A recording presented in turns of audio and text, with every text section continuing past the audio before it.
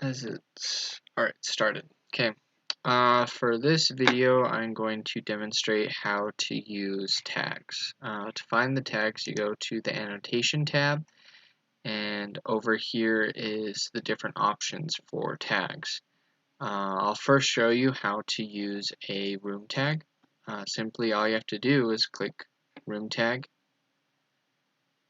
and then you can add it wherever you would like within the room. And you are free to move it around. If you would like to edit it, you can go into the edit family, change it.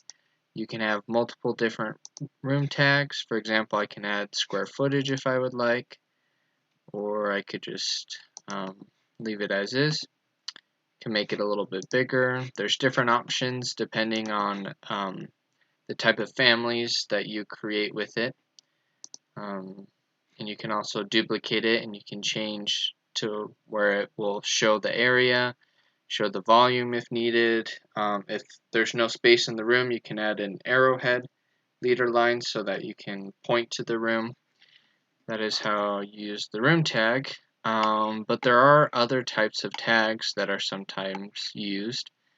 For example, over here we have a ceiling, and to demonstrate that, you can do tag by category. And I'm going to tag this ceiling. Now that I've got this tag, I can actually move it into position. Over here, this is where I would like to put it.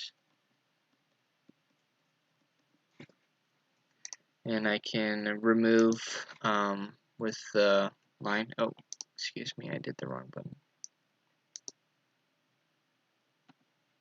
Can do the typical. I added that in. And then this one, let me get rid of.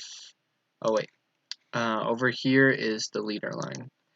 Excuse me. To do the ceiling, you can just click on that leader line button right here, and it removes it. And now you can know that this ceiling type is a 2x2 ACT system. That's just the grid type, and it also gives the ceiling elevation.